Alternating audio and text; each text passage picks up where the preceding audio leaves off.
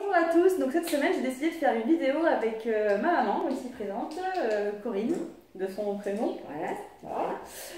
Parce que c'était la fête des mères hier et donc j'ai trouvé l'occasion propice afin de parler des ressentis peut-être des mamans. Je ferai une vidéo sur les papas du coup pendant la fête des pères, mais c'est pas leur journée aujourd'hui, donc on s'occupe des mamans cette fois-ci. Quelle pourrait être la réaction des parents par rapport à un choix de vie qui est être artiste, ou donc pour le coup la danseuse professionnelle et professeur de danse, ou même juste par rapport à une passion, il peut y avoir aussi des réactions particulières ou des avis simplement de nos chers amis des parents.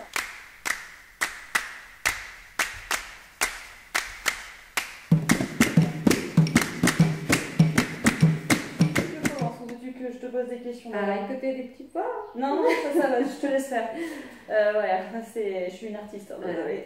Moi, mon ressenti, ça a été que très jeune, je savais déjà que je voulais être dans le monde artistique. Alors, je ne connaissais pas du tout la danse orientale à l'époque. J'étais plus tournée vers la musique et un peu plus tard le théâtre. Mais je savais que c'était dans ce domaine-là. Et c'est vrai que j'étais quand même assez sûre de moi, assez tôt. Du coup, j'en exprimais le besoin à mes parents. J'ai jamais vraiment ressenti une aversion quelconque envers mon choix. Ils me disaient simplement qu'il fallait que je passe mon bac et qu'on verrait par la suite. Ça, c'était une priorité dans tous les cas.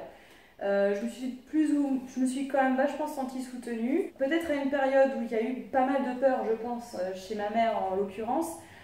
Par peur de ne pas avoir de travail, que ça ne marche pas. Il y a eu un moment donné où c'était conflictuel par rapport à ça, mais cette période n'a pas vraiment duré très longtemps et vu la détermination que je pense que je montrais, elle a tenté de me faire confiance, je pense.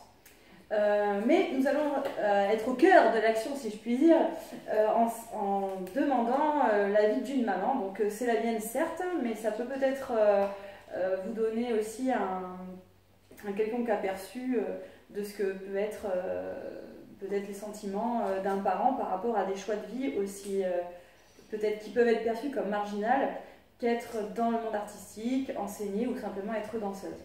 Alors toi, est-ce que tu as déjà comment tu as pu percevoir, quelles ont été tes sensations quand tu as commencé à comprendre que c'était vraiment du sérieux et que je voulais vraiment faire ma vie dans le monde artistique? Qu'est-ce que au départ tu as pensé?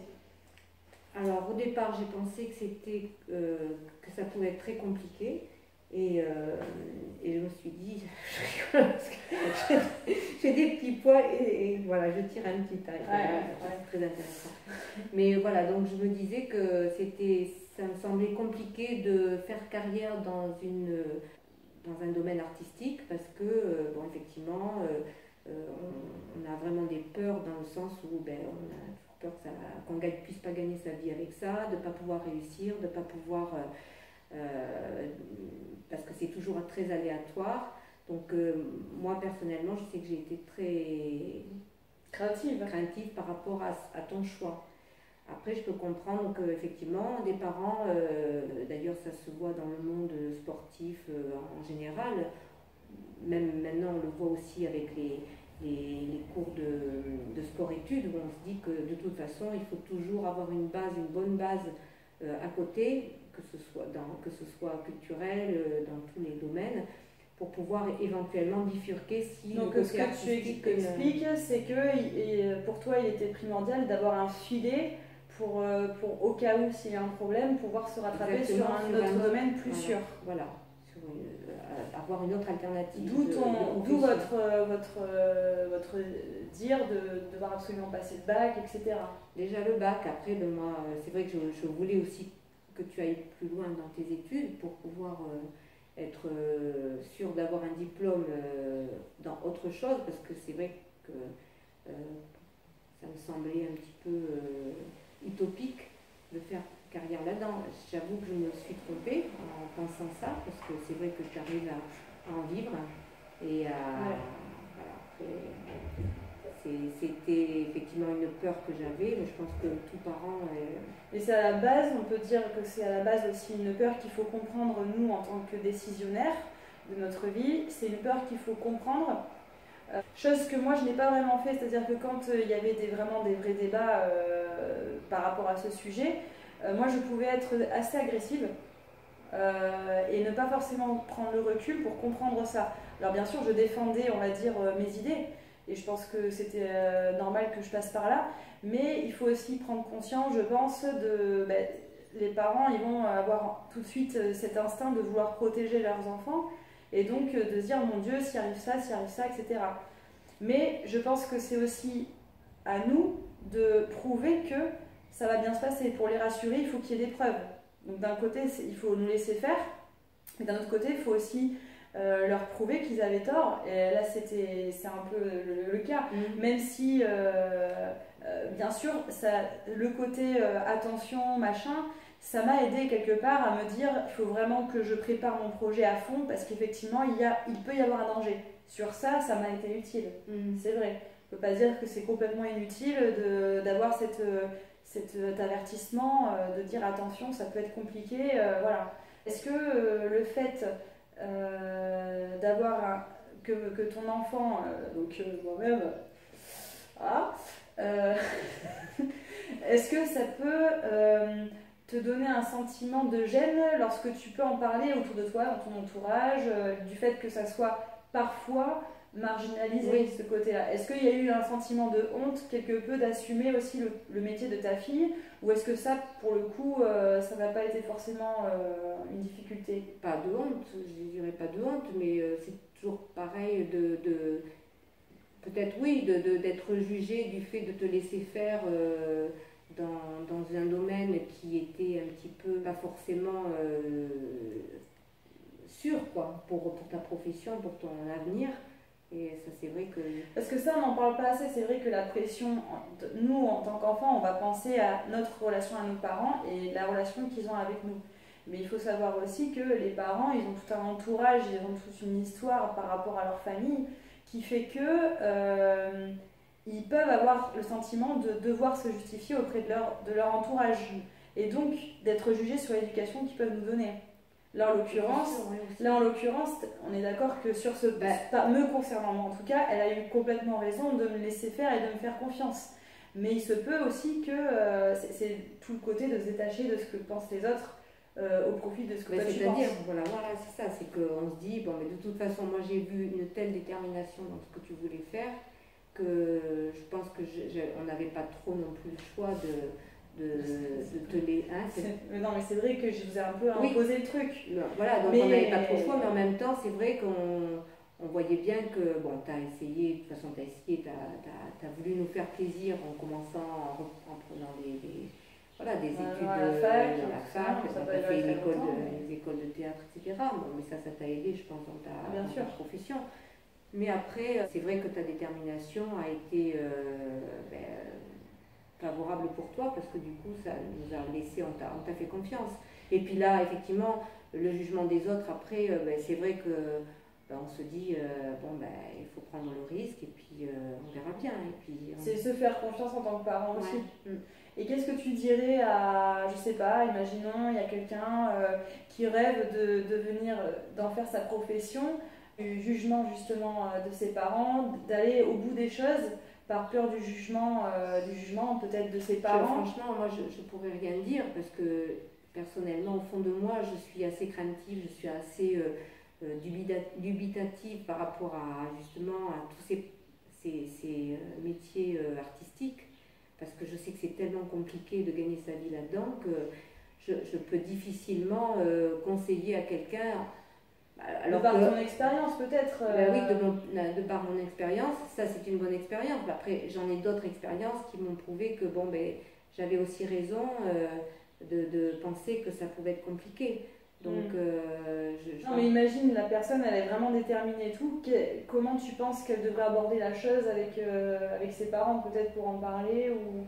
De toute façon, je pense que le dialogue, c'est toujours très important, de discuter avec ses enfants, d'échanger, de donner les raisons pour lesquelles on veut faire telle ou telle chose, en fonction du tempérament des parents, du tempérament des enfants. On pense que l'essentiel, d'abord, c'est la communication. Ça, c'est essentiel, effectivement, entre parents et enfants, pour pouvoir échanger de façon... le plus juste possible, mais du coup, il y a comme des grands joueurs de tennis ou des grands footballeurs à qui on a imposé malgré tout d'avoir une profession à côté pour pas, au cas où que ça ne marche pas, qu'ils puissent se reporter sur autre chose. Et il y a des... Tout le monde n'a pas la chance que j'ai pu avoir. C'est vrai, il faut le dire. Tout le monde n'a pas forcément le même parcours. Et c'est vrai pas forcément. Peut-être que si tu aurais pu faire les deux choses aussi. Peut-être que tu aurais pu faire et te développer artistiquement et peut-être faire autre chose à côté, ou peut-être pas, j'en sais rien. Peut-être que ça n'aurait pas été aussi positif pour ta profession. On ne sait pas. Ouais, on sait pas. Ouais. Mais c'est vrai qu'on voit des grands sportifs. Moi, je connais quelqu'un en particulier même qui a eu quelqu'un qui est dans l'équitation, là, Pierre Durand, mais lui, Pierre Durand qui a été donc champion olympique d'équitation et qui a continué à côté ses études de droit, qui a été dans le droit, enfin qui a fait sa profession dans le droit, et il a une profession à côté. Après, je pense que ça dépend vraiment du domaine dans lequel tu es, parce que quand tu es dans une compétition d'équitation, comment dire, oui, tu dois passer du temps, beaucoup de temps pour t'entraîner, etc., machin. Mais ça reste un objectif, c'est-à-dire faire une compétition à une date précise. Mais quand tu veux te lancer, imaginons, il aurait voulu reprendre le centre équestre de son père, en même temps donc donner des cours, en même temps faire la compétition, en même temps machin, il n'aurait jamais eu le temps de faire quelque chose à côté, tu vois, il a dans un objectif. Ouais, ou même d'autres sports, il y a des gens qui vont se lancer et vont avoir un super niveau et qui vont malgré tout continuer. Après, voilà, c'est aussi un choix. C'est un choix, c'est tout à fait ça, c'est un choix. Par rapport à la précaution que vous pourriez prendre. Moi, je pense qu'effectivement, si vous devez vous lancer, il faut quand même avoir cette notion de d'abord avoir quelque chose de sûr et de d'abord faire quelque chose comme une alternance au départ pour voir si ça prend, pour voir si ça marche, effectivement, pour ne pas prendre de risques financiers, on va dire. Moi, c'est ce qui s'est passé, c'est-à-dire qu'à un moment donné, je faisais des petits boulots et ça. Et le moment où en fait j'avais pas mal de demandes, ça commençait à augmenter dans la danse. Ça prenait le pas sur mes petits boulots alimentaires, on va dire. Et c'est là que c'est vraiment une étape charnière. Oui. Parce qu'à un moment donné, il faut faire un choix où tu prends ce qu'on te donne au niveau de la danse parce que tu sens que ça prend de l'ampleur, ou par peur peut-être que ça ne fonctionne pas, tu restes sur ce plan-là et malheureusement, tu es obligé de refuser certains contrats. Donc c'est le problème en fait. C'est qu'il faut y aller de manière... un petit peu à tâtons. À tâtons, voilà, pour essayer d'expliquer. Et je pense que montrer sa détermination, par contre, si vous avez une détermination sans faille, il faut la montrer, parce que c'est comme ça que vous allez rassurer aussi vos parents. Je pense que c'est aussi ça. Moi, je me rappelle très bien des mots que je lui ai dit. Je lui ai dit, alors j'avais 20 ans, un truc comme ça, et je lui ai dit, maman, si à 23 ans, ma carrière n'explose pas, c'est-à-dire financièrement, ça veut dire que, etc., si j'y arrive pas, si à 23 ans j'y arrive pas, ok, je prendrai ton chemin. Parce que c'était un débat sans fin en fait. Ça se tournait en rond. Et donc, on a pris cette décision-là, et effectivement, à 23 ans, elle a bien vu que c'était pas comme maintenant, bien évidemment, parce que maintenant j'ai 30 ans, oui, donc forcément. Que tu te démenais, que tu faisais tout pour y arriver. Quoi. Voilà.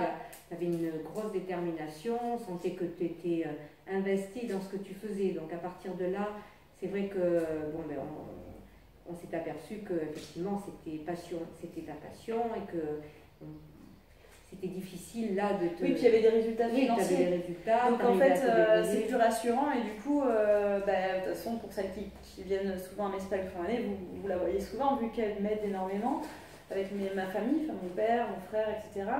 Et maintenant, elle est à fond derrière moi. Enfin, je veux dire, ça ne veut pas forcément dire que si vous avez des différends avec vos parents par rapport à ce sujet, que ça restera toujours comme ça. Il faut aussi laisser le temps. Enfin voilà, moi je lui ai dit, fais-moi confiance jusqu'à 23 ans, ok, si ça marche pas, je reprendrai les études, je ferai comme tu me dis, mais laisse-moi te prouver que.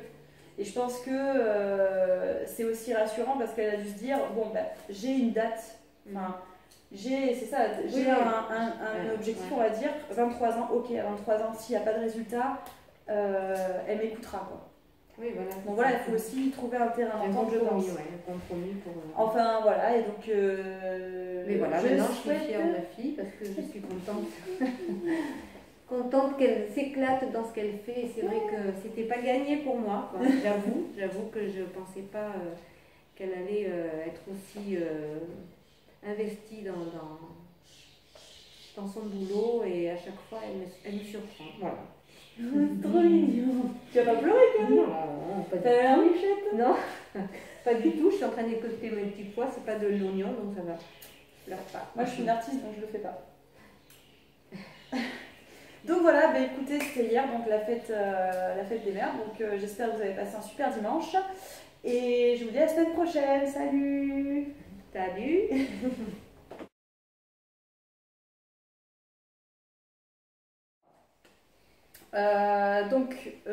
Je vais commencer. Est-ce que tu vas le voir? Commence pas parce que fais gaffe, moi j'ai tendance à laisser les trucs comme ça. Hein. Comment? Les trucs comme ça naturels. Donc attention à toi. Ouais. Donc